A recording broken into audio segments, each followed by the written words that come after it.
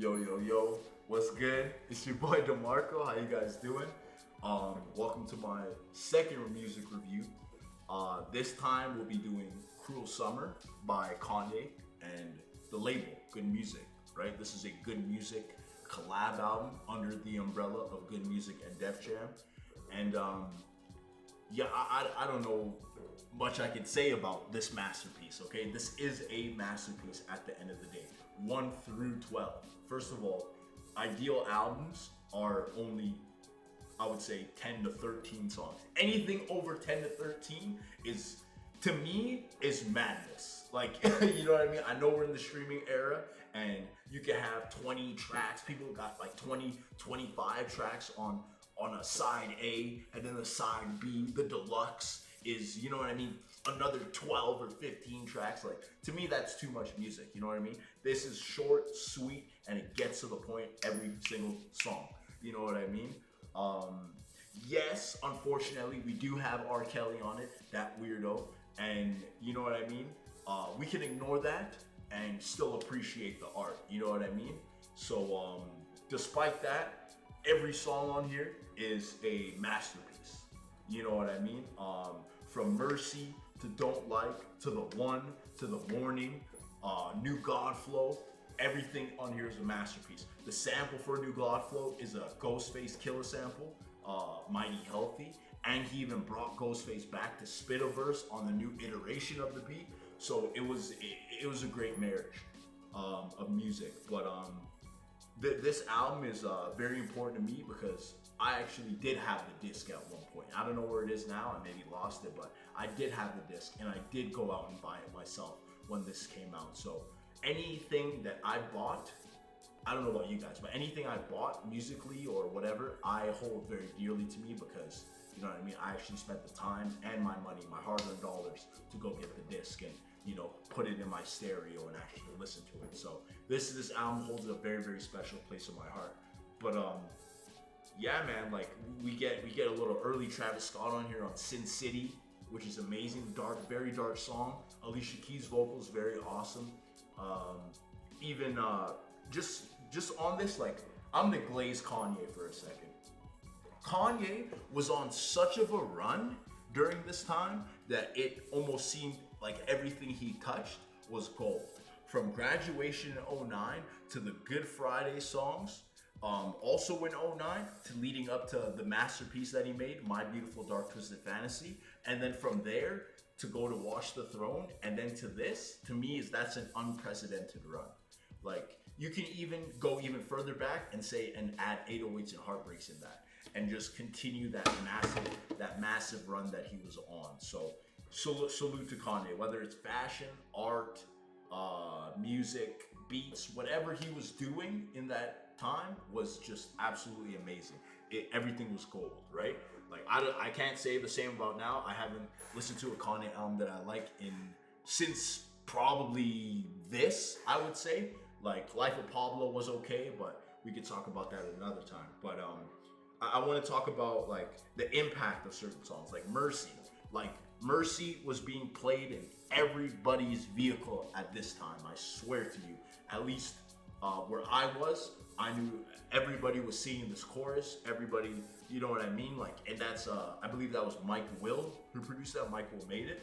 And those are some of the hardest 808s I've heard in my life. You know what I mean? So that was a great time. Mercy, New God Flow, Pusha T spazzing out, Kanye spazzing out. Kanye was spazzing out on a lot of these songs, don't get me wrong, but like, man, like, I don't know. Pusha T to me is like, he's a very underrated rapper. People only think Pusha T's nice because of the whole Drake controversy, but they don't know that before Drake, he was an amazing rapper. You know what I mean? Not a lot of people know about the clips, you know what I mean?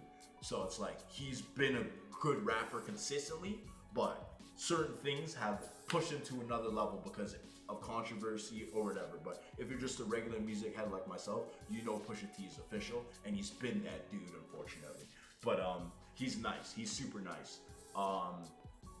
Man, like, even the Don't Like impact was wild. Don't Like is already an amazing song. Perfect song, actually. You know what I mean? Hard Beat, produced by Young Chop.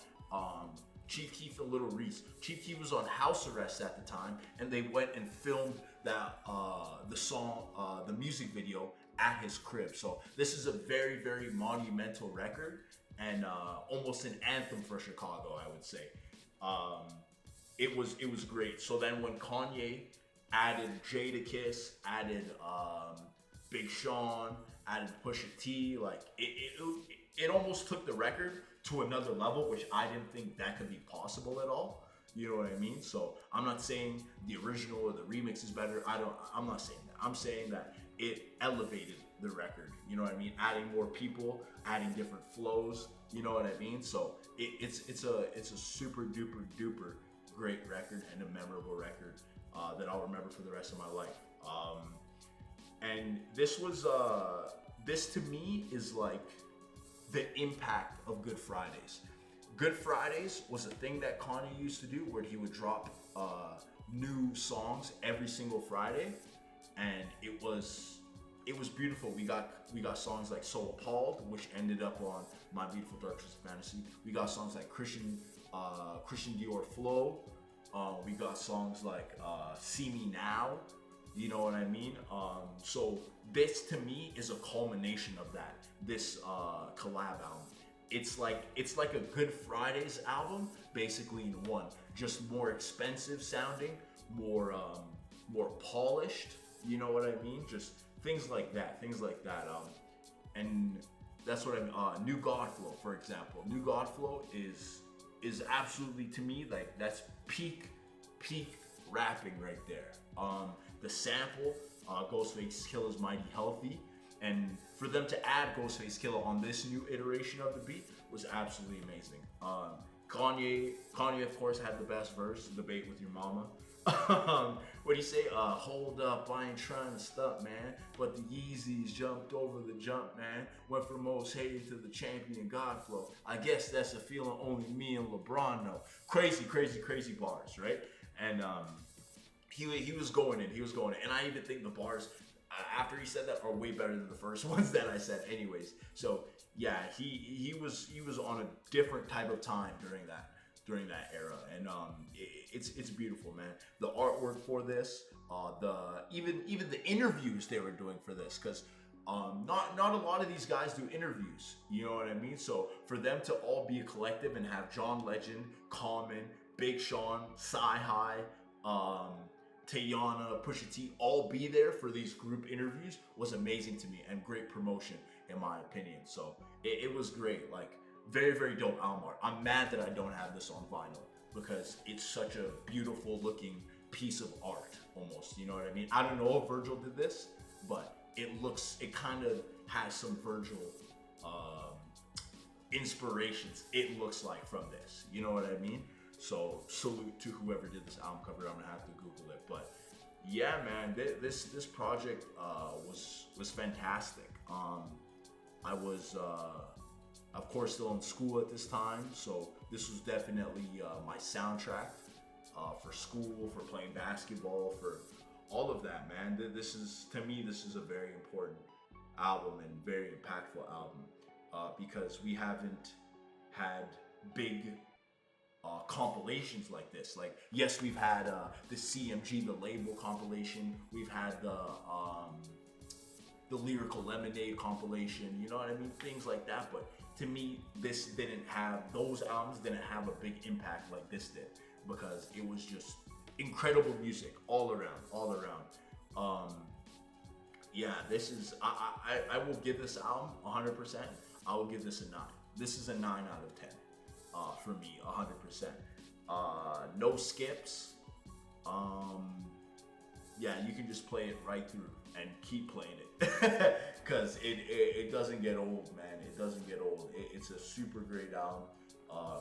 Kanye, Mike Dean, Jeff Basker, S1, all these amazing engineers, producers were all over this. You know what I mean? As I said, Mike Will, Young Chop, who did Don't Like. You know what I mean? Just a great body of work. I cannot fathom how much I was turning up to Don't Like back then. This is my thing, you know what I mean? Same with Mercy. Mercy was crazy. So yeah, no, 2 Chainz too, especially 2 Chainz signed all over this album. He shined.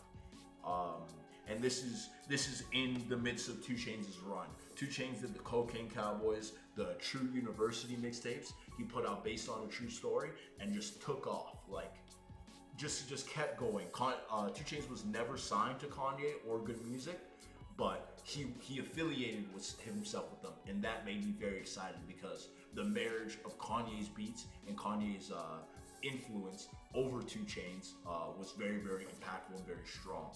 You know what I mean? From their collabs to a birthday song, you know, all I want for my birthday is a big booty, you know, fire, right? So them collabing made me a very happy kid at that time because I was a huge fan of Kanye and I was paying attention to 2 Chainz's slow, I wouldn't say slow, but his rise to stardom, even though he was rapping before under the alias of Titty Boy, and you know he was signed to Ludacris, and you know things didn't work out, but he found his footing, changed his name, and you know finally took off and to become the respected MC that he is today. So salute to 2 Chainz or Titty Boy, whatever you want to call him. Yeah, no, but yeah, this album is the truth, man, like 100%. And I, as I said, I give this a 9. No skips. It's fantastic. So yeah, there you have it. That's my review of Cruel Summer. Salute everybody on this album. Amazing, amazing project. I know it's older. I like to do classic music reviews too because I'm listening to old and new. So I'm gonna share my thoughts on both ends. But anyways, that's all for me today. Like, subscribe, comment, share, all that stuff. I appreciate it. But you guys have a good one.